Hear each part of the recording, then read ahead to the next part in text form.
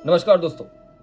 आज हम ऐसे विषय पे बात करने जा रहे हैं जिसने भारत को राजनीतिक, अर्थव्यवस्था और लोकतंत्र तीनों को दो हिस्सों में बांट दिया है। तो जो विषय है उसका है कि क्या जनता को मुफ्त की सुविधाएं मिलनी चाहिए? क्या मुफ्त की योजनाएं देश को धीरे धीरे आर्थिक बर्बादी की ओर ले जा रही हैं? क्या चुनाव जीतने के लिए नेताओं द्वारा दिए जाने वाले मुफ्त वादे लोकतंत्र को मजबूत बना रहे हैं, या ये वोट खरीदने का एक नया तरीका है?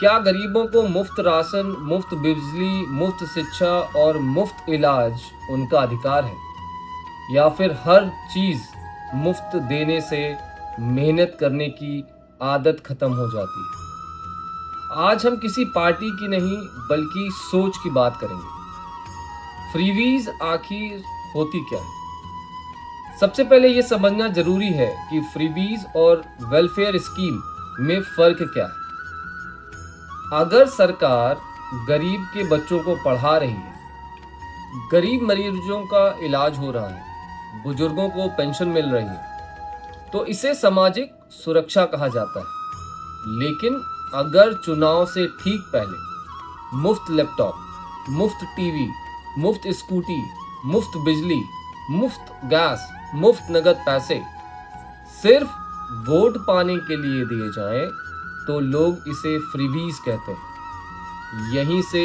बहस शुरू होती है। भारत में फ्रीबीज का एक बहुत पुराना इतिहास रहा है। फ्रीबीज आज से नहीं है, बहुत सालों से, बहुत वर्षों से है।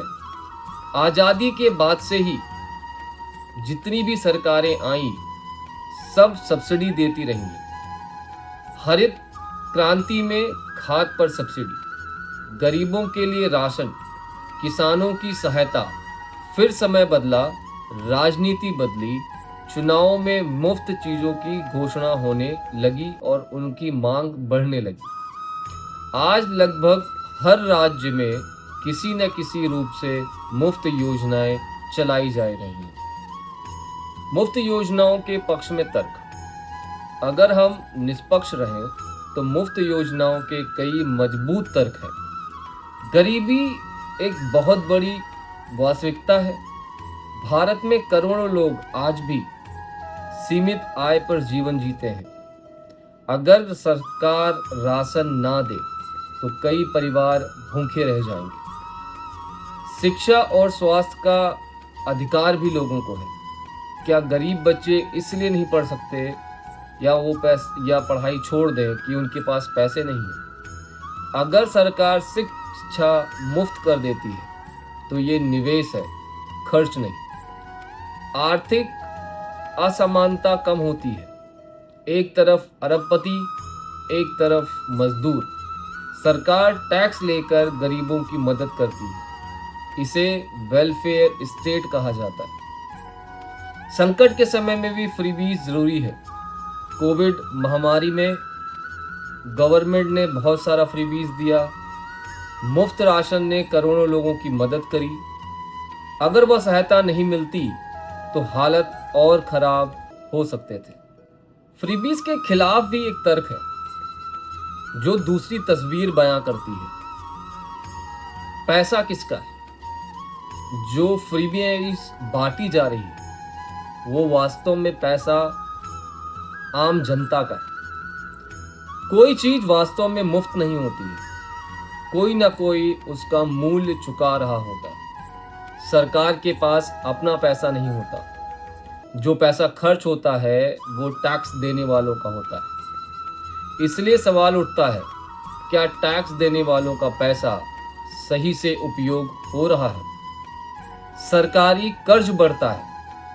अगर सरकार लगातार फालतू के मुफ्त योजनाएं चलाती रहती है तो कमाई कम होती है, कर्ज बढ़ता जाता है, ब्याज बढ़ता जाता है और फिर विकास थम जाता है। चुनावी राजनीति इसमें बहुत बड़ा योगदान निभाती है। क्या चुनाव विकास पर लड़े जा रहे हैं, प्रगति पे लड़े जा रहे हैं, या सिर्फ मुफ्त चीजों पर?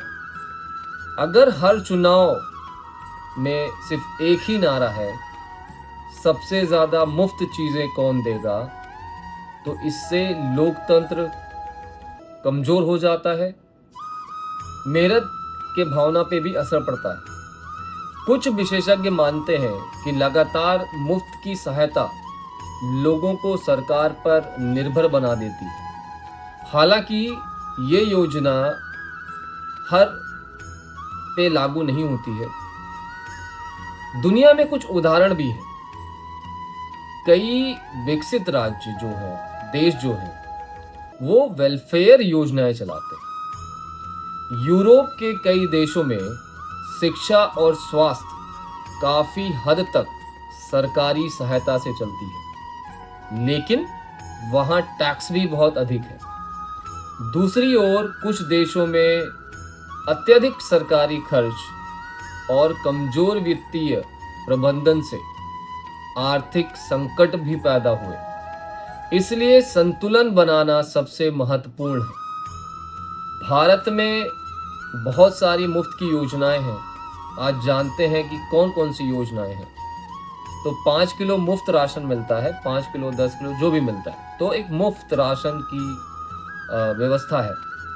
किसानों को सहायता मिलती है, छात्रवृत्ति मिलती है, मुफ्त शिक्षा मिलती है, मुफ्त स्वास्थ्य योजनाएं हैं, बिजली सब्सिडी है, महिला की सहायता योजनाएं हैं, गैस सब्सिडी है, यात्रा में सब्सिडी है, ऑयल पे थोड़ी बहुत सब्सिडी है।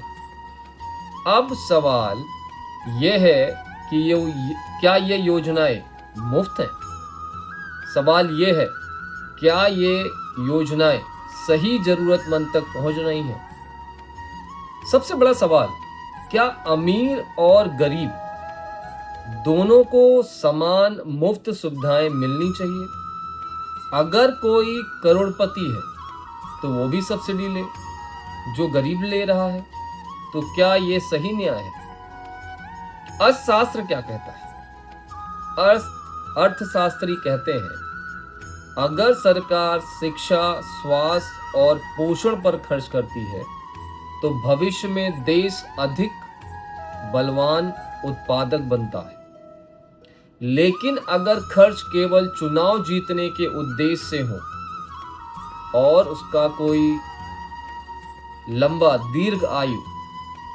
दीर्घकालीन लाभ ना हो, तो ये अर्थव्यवस्था पर बोझ बन सकता है, बोझ बन जाता है।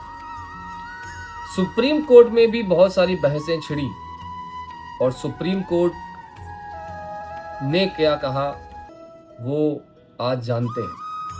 समय समय पर मुफ्त की चुनाव वादों पर सार्वजनिक बहस हुई है।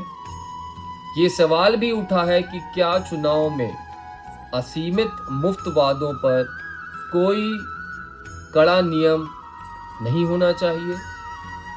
अब तक इस विषय पर अलग अलग मत रहे हैं और बहस जारी है। समाधान क्या हो सकता है, आप और हम इसकी चर्चा कर सकते हैं।